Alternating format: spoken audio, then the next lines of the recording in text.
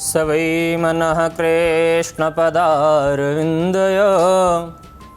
वचांसि वैकुण्ठगुणानुवर्णने करौ हरेर्मन्दिरमार्जनादिशो श्रुतिं चकारोच्युतसत्कथोदये। परम प्रिय बंधुओं, स्नेहीजनों, हम सभी धार्मिक कृत्य अनुष्ठान नित्य अपने घर में भगवान का पूजन अर्चन करते हैं, उनसे प्रार्थना करते हैं, हम जप करते हैं। किस लिए? कि हम अपने कार्यों में हम जिन लक्ष्यों को अपने जीवन में निर्धारित करें वह हमें प्राप्त हो, हम उन लक्ष्यों पर पहुँचें। पर उनमें कुछ ना कुछ त्रुटियां रहती हैं, इसलिए हमें उसका पूर्ण लाभ नहीं मिल पाता है।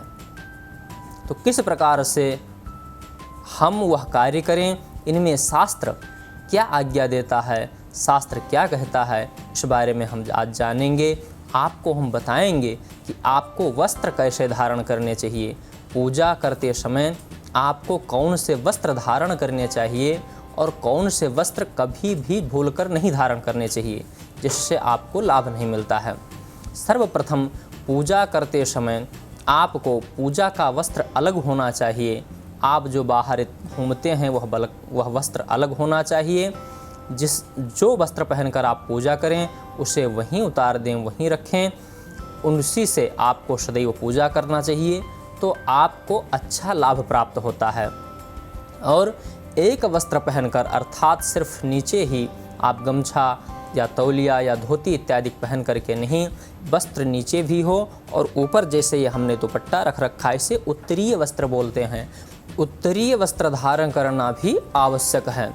और कभी भी वह वस्त्र नील इत्यादि का प्रयोग किया हुआ नहीं होना चाहिए, क्योंकि यदि वह वस्त्र नील से आपने रंग रखा है तो आप जो भी जप करते हैं, दान करते हैं, व्रत करते हैं, उपवास करते हैं, आप जो भी धार्मिक कृत्य अनुष्ठान करते हैं, वह सब आपका व्यर्थ हो जाता है।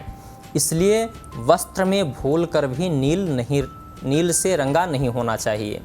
और आप वैसा भी कोई वस्त्र हो तो नीले किन किन रंगों का वस्त्र पहन करके आपको पूजा नहीं करनी है। आप कभी भी नीले, काले ये वस्त्र आपको पूजा में त्याग देना चाहिए। इन वस्त्रों को कभी भी पूजा में उपयोग नहीं करना चाहिए, इससे आपको लाभ नहीं मिलता है। बंधुओं, और किन किन जगह आपको उत्तरीय वस्त्र इत्यादि धारण आपको करना परम आवश्यक है। आप जप करते हैं या दान करते हैं, अथवा आप कोई बड़ा पाठ करते हैं, आप किसी को कोई वस्तु प्रदान करते हैं, इस समय आपको उत्तरीय वस्त्र धारण करना परम आवश्यक होता है। तो बंधुओं, हम आशा करते हैं कि इस प्रकार आप इन शास्त्रोचित बातों को जान करके आगे से आप इन वस्त्रों को धारण नहीं करेंगे। और धारण क्या करना है? अच्छे से सुंदर श्वेत वस्त्र आप उससे धारण कर सकते हैं। नीला और काला, बहुत ज़्यादा कोई भी रंग नहीं होना चाहिए, बहुत गाढ़ा रंग। इन दो वस्त्रों को विशेष करके छोड़ करके आप अन्य किसी रंग का प्रयोग कर सकते हैं, उसमें कोई दोष नहीं है, उससे आपको अच्छा लाभ प्राप्त होगा। इस प्रकार आप इन बातों को जान करके अपने जीवन में से धारण करके आगे से आप शुभ कर्म, पूजा पाठ करेंगे, जिसका आपको पूर्ण लाभ प्राप्त होगा।